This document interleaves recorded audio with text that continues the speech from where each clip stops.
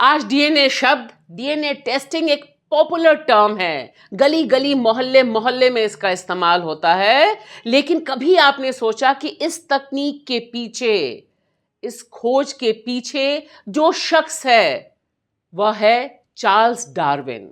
और उससे भारत में आज की तारीख में इतनी नफरत क्यों की जाती है? नमस्कार दोस्तों, मैं भाषा और बेबाक भाषा की खास पेशकश में आज मैं आपके लिए लेकर आई हूं चार्ल्स डार्विन।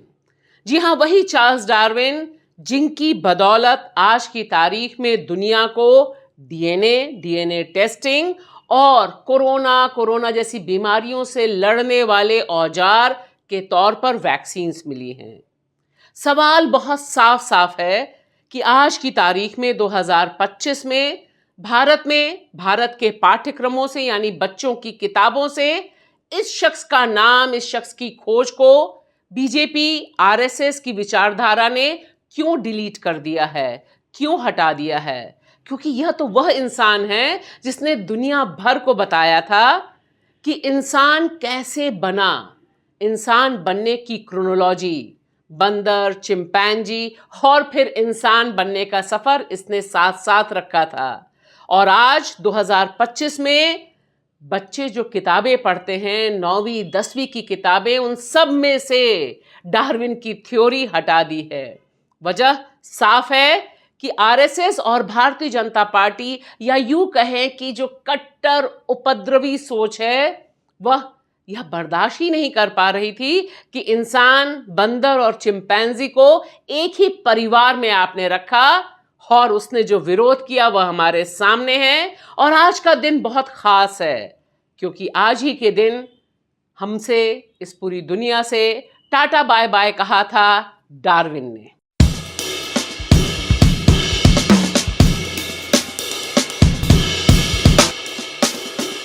और इस तरह से देखिए कि डार्विन को एक तरफ स्कूली किताबों से हमने बाहर कर दिया और स्कूल, कॉलेज, प्रिंसिपल, वीसी सब इस समय अपने दिमाग में जो गोबर है उसे पाठ्यक्रमों में डालने और दीवारों पर पोतने लीपने का काम कर रहे हैं।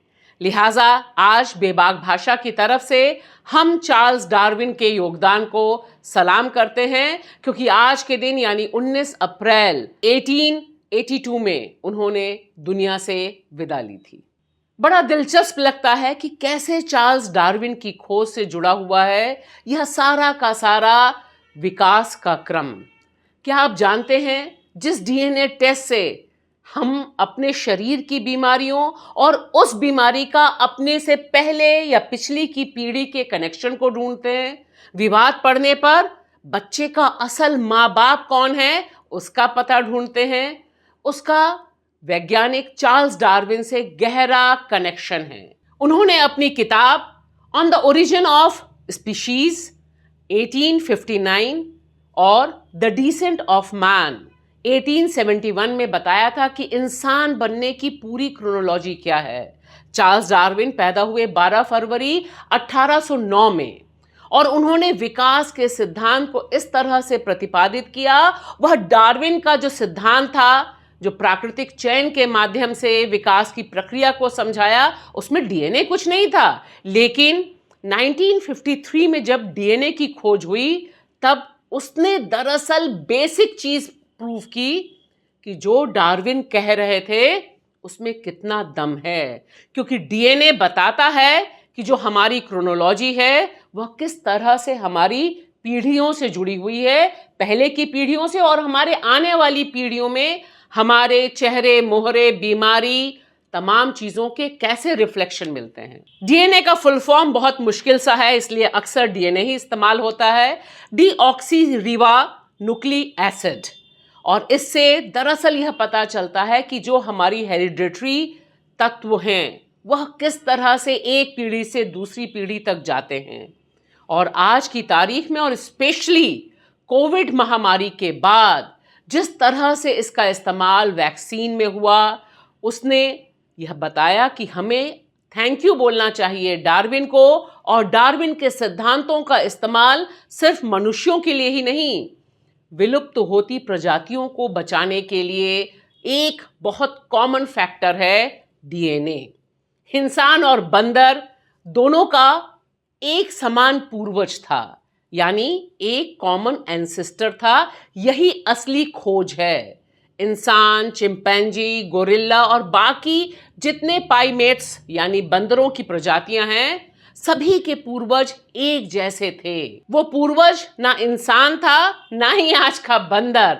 लेकिन यह बात भक्तों को समझ नहीं आती और आरएसएस को तो और भी ज्यादा समझ नहीं आती। उनकी धार्मिक भावनाएं आहत होने लग जाती हैं। और देखिए, डार्विन ने अपनी दूसरी किताब द डिसेंट ऑफ मैन 1871 में जो लिखी, उसमें लिखा, इंसान के विकास के बारे में अहम बातें कही कि मनुष्य का शरीर और दिमाग की विकास प्रक्रिया से गुजरे हैं बाकी सारे जीव। और देखिए, आज का आधुनिक विज्ञान, डीएनए की स्टडी भी यही कहती है।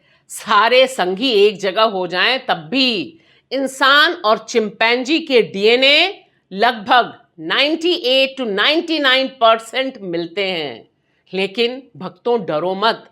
इसका मतलब यह नहीं है कि इंसान बंदर एक हैं, बल्कि इसका मतलब यह है कि हम दोनों की उत्पत्ति एक ही पूर्वज से हुई है, जो लाखों साल पहले हुई थी। इंसान बंदर से नहीं बना, बल्कि इंसान और बंदर एक ही परिवार के सदस्य थे और वह विकास के रास्ते पे अलग अलग रास्तों पर चले गए। यही बस कहा, यही बस एस्टैब्लिश किया डार्विन ने। और इसीलिए डार्विन को नकारना किसी के लिए भी इम्पॉसिबल है। और सबसे अहम बात कि डार्विन की खोज अतीत को समझने के लिए नहीं, बल्कि भविष्य की समस्याओं को हल करने के लिए जरूरी है। अब दिक्कत यह है कि भारत में जिस तरह से 2018 के बाद डार्विन सिद्धांत पर हंगामा मचा, वह अपने आप में विज्ञान की हत्या की दिशा में बढ़ाया गया शर्मनाक कदम था। और यह उस विभाग से उठा जिसके पास बच्चों की शिक्षा, दीक्षा, वैज्ञानिक सोच का जिम्मा था। वह मंत्रालय जो एजुकेशन डील करता है।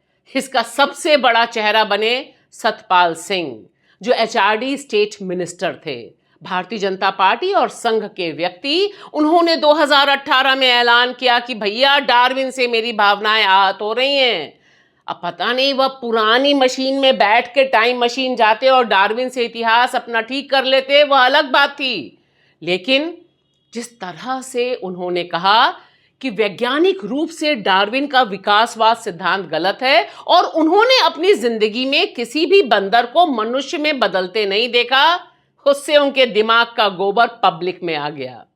लेकिन उसका असर यह हुआ कि उसके बाद से एनसीईआरटी ने अपनी किताबों से, बच्चों की किताबों से डार्विन सिद्धांत को ही डिलीट मार दिया। तो गोबर भरी अवैज्ञानिक बातों को हटाने के बजाय हमारे यहाँ सबसे बड़ा काम किया गया कि डार्विन को ही बाहर कर दिया गया, क्योंकि कहा गया कि इंसान इस तरह से नहीं बना, भगवान उसे लेकर आया है और हम ऋषियों के संतान हैं, बंदरों के संतान नहीं हैं।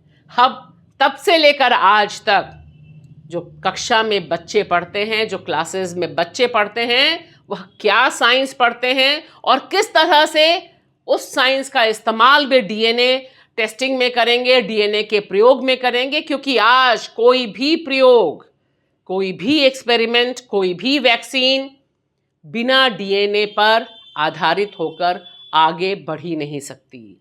लिहाजा आज की तारीख में जय डार्विन कहने का दिन है, क्योंकि अगर डार्विन ने यह अहम वैज्ञानिक खोज ना की होती तो शायद हमारी आपकी जिंदगी इस तरह से आराम से तमाम महामारियों से बचते हुए ना चल रही होती, और ना ही हम विलुप्त होती प्रजातियों को बचाने की दिशा में एक कदम भी आगे बढ़ पाते। काश भक्त आज की तारीख में डार्विन को अपना लें और गोबर लीपना क्लासों से छोड़ दें।